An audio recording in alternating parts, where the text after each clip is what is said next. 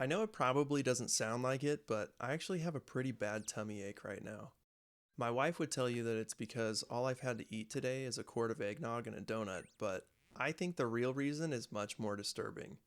I just discovered the real reason that Jagex is increasing the price of RuneScape memberships. On September 27th, Jagex is raising the price of RuneScape membership from $12.49 a month to $13.99 a month, and this has been a really hot topic in the RuneScape community ever since it was announced a few weeks ago.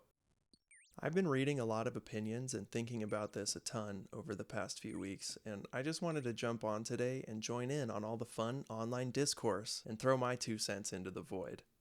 First, I want to talk about the real reason behind the price hike, and spoiler alert, it's not what you think it is, so be sure to watch the whole video before you yell at me in the comments. In their announcement, Jagex says that membership pricing has been unchanged in the last 2 years despite recent global inflationary pressures. When I first read this, I thought that mentioning inflationary pressures was a bit distasteful because billion-dollar corporations aren't affected by inflation the same way that consumers are. They may report lower net incomes, but we struggle to afford our basic needs like groceries, rent, eggnog, and RuneScape memberships. But as I've been overanalyzing and losing sleep over this, I think this is just about as good as their reasoning could have been. They didn't try to be relatable or say something cringy like, "We all know how much inflation has been hurting everyone, and we're hurting right there with you because we're a family. So whenever you struggle, just remember, Daddy Jagex is struggling too. That's why we have to raise the price of our game, and why we can't afford to get you any birthday presents this year."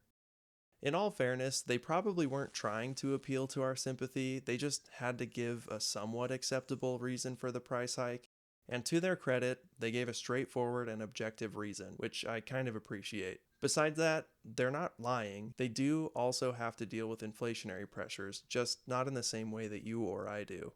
If you're anything like me, you probably heard this and thought, wait a minute.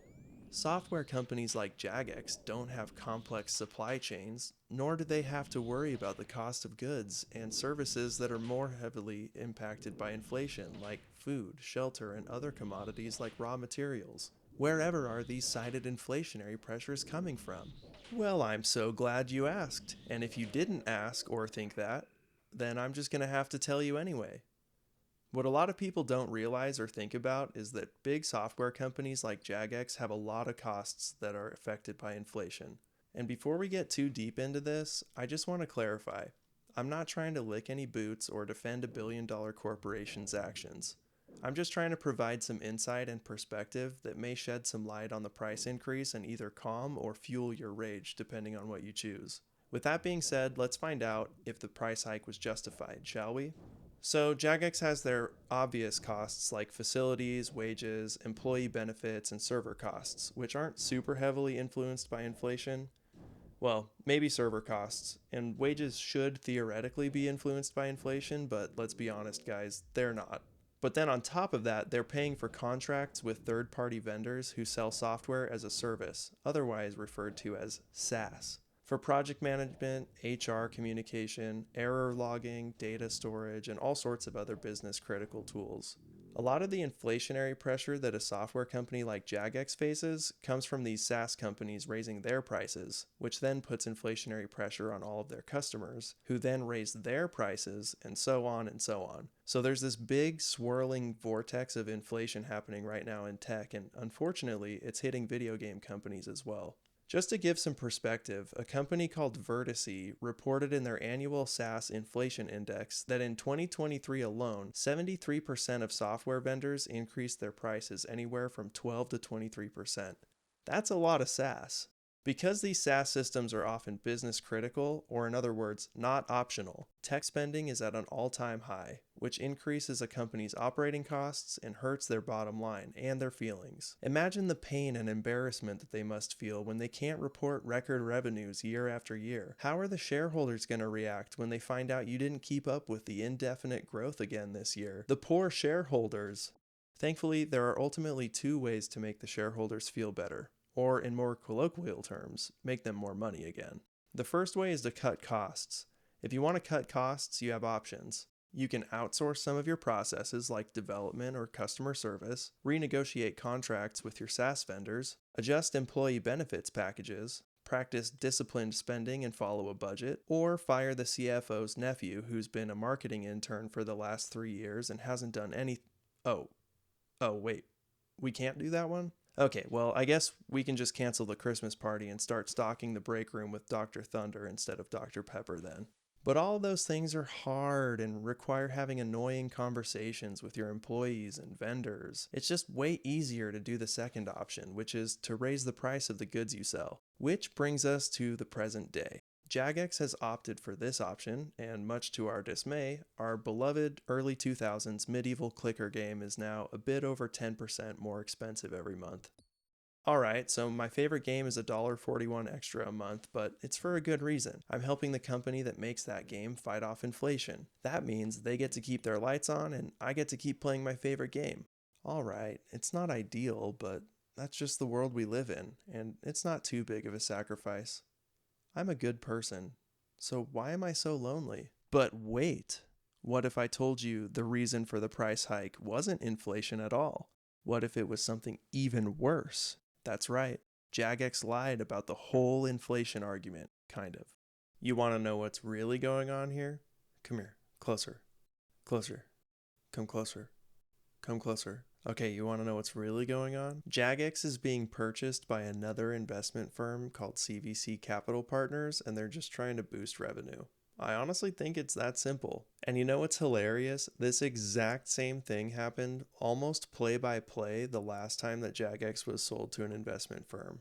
In 2021, Jagex was acquired by Carlyle Group. Shortly thereafter, they increased membership prices to the $12.49 that we pay today. The community was outraged for a little bit, and then eventually this price point was normalized and everybody stopped caring. Then in 2022, Jagex reported record revenues of $160 million.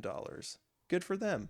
Crazy how that happens, right? So this isn't really about inflation at all. Maybe inflation is a part of the equation, sure, but this is really about making RuneScape a profitable investment for CVC Capital. Alright, we've identified that the inflation excuse was distasteful after all, and that the real reason for the price increase is to satisfy shareholders. But there's actually a third reason for the price hike. I know, a third reason. Have mercy, it's too much for me to take. To put it bluntly, the ultimate, super real, official reason for the price increase is because people are willing to pay it. I've seen so many comments on Reddit saying things like, the price increase would be totally worth it if they allowed us to play multiple characters under one subscription, and while I totally agree with this sentiment, it's unfortunately never going to happen because there are already people paying for multiple accounts. If people are so addicted to the game that they're willing to pay for multiple subscriptions, Jagex has literally zero reason to ever allow us to create multiple characters under one subscription. Another common one I see is, it would be worth the price increase if we got rid of bots.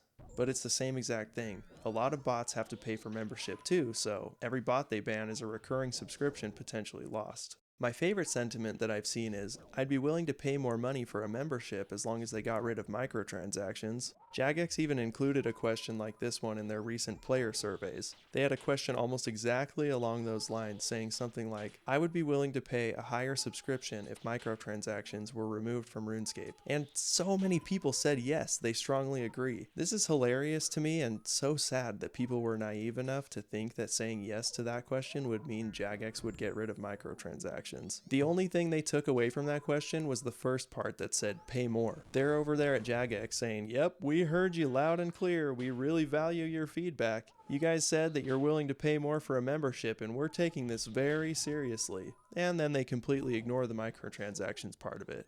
You know why?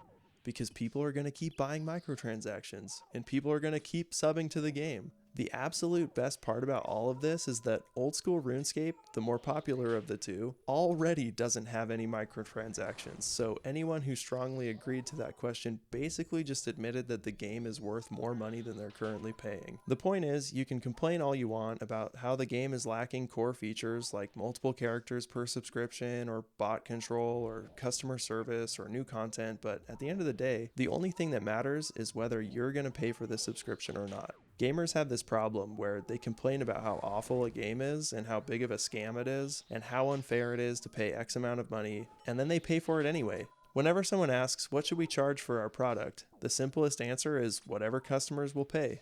RuneScape players, and frankly gamers in general, have continually shown Jagex and other mega corporatized game studios that the price is worth it by continuing to subscribe month after month, year after year, and more often than not in the case of RuneScape on multiple accounts. So while all of this is really annoying, we have to take a hard look at ourselves in the mirror and ask ourselves, what are we willing to pay? Now, I gotta be honest, usually getting upset on the internet doesn't do anything, but it has worked a couple of times with Jagex in the past. I hate to be the bearer of bad news, but this time I don't think it's gonna work because it's about subscription prices that directly impact Jagex's revenue. It's not just like a bug fix or mechanic change. So I think it would just be a lot healthier if some of you guys channeled your anger into like karate or painting or pottery or something like that. Chances are you're not going to rally enough people to unsubscribe to make any difference unless Jagex massively screws up. But who am I to tell you how to live your life? If it's not worth the money to you, maybe you just need to move on. For me, I generally follow the rule that if I can get 1 hour of entertainment per dollar that I spent on a game, then it's worth it. Right now, RuneScape is still worth it for me, even if I do think that the price increase is coming at a terrible time when consumers are actually suffering from major inflation. At the end of the day, you just gotta ask yourself if this is worth paying for anymore, because that's a decision that only you can make for yourself. If you've made it this far into the video, you're a real one and I really appreciate you. Thank you so much for listening, and I really hope you have a great day. Please consider leaving a like and comment and subscribe and all that good YouTube stuff, and yeah, I'll talk to you later. Okay, thank you, goodbye.